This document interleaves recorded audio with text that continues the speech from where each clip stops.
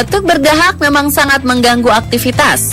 Meski sudah banyak obat pereda batuk yang beredar di pasaran, tetapi kalian tahu nggak kalau tanaman hias ini bisa meredakan batuk?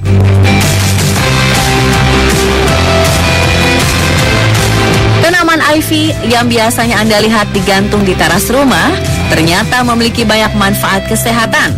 Salah satu manfaatnya adalah mengencerkan dahak saat seseorang mengalami batuk dan sakit tenggorokan.